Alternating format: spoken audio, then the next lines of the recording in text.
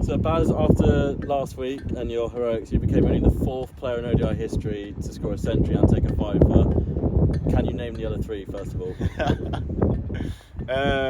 It was Viv Richards, Collingwood, and Rohan Mustafa. Very good. Seen that list come along plenty of times. How does it feel to join such an elite group?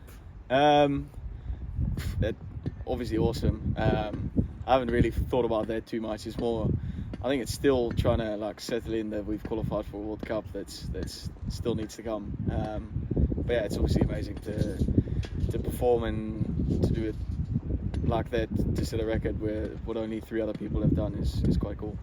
As you say, you guys were under a bit of pressure as well. You had to get it within 44 overs to qualify. So how happy were you to get your side over the line? Because I imagine the pressure is kind of as big as it ever was at that point.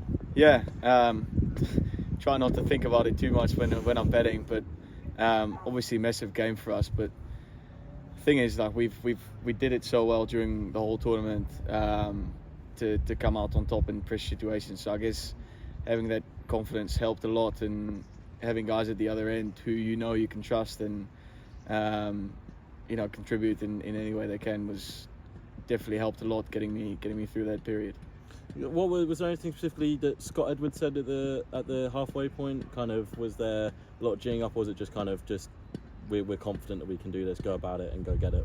Yeah, we're pretty calm, to be honest. I remember the coach coming in with a whiteboard saying this is where we want to be after, I think it was 26 overs, and we kind of got to that stage when I was betting, which was nice. And then obviously it's finishing off sounds easy, but no, I think we were pretty chilled, and that definitely helped us get through the second innings.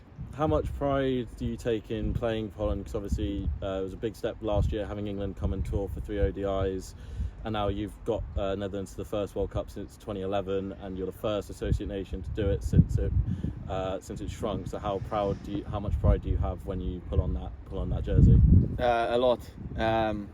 Obviously, for me as a born Dutchman, having learned all my cricket there, it's amazing to achieve something of that sort. But yeah, especially also because it's in the middle of the English summer, Durham letting me go, and then coming there, it was.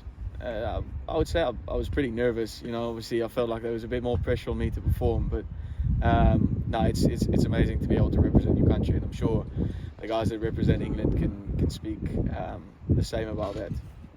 Having played under Cambo at Holland first and now here at Durham, how much of an influence has he had on your career, and has there been one piece of advice at one point that's kind of just stood out to you? He's obviously been massive for my career. I mean, when I was 17, he first got me into the Dutch squad, and from there he always showed a lot of confidence in my abilities, which made me start to believe a bit more myself, I guess.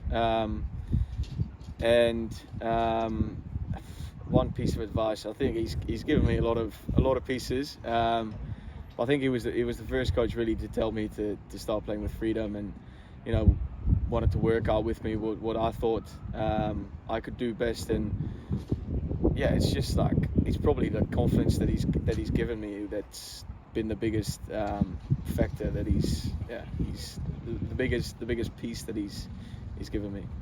And then finally, what's your message to the Dutch fans ahead of the World Cup in India later this year? Wear as much orange as you can if you come and watch, but otherwise, I mean, we got so many messages from people watching back home when we qualified, and just to keep that going and keep enjoying us. Big chance we will lose a couple of games, so as long as they stay positive, we'll try and stay positive as well. But yeah, just keep enjoying it as much as we are at the moment.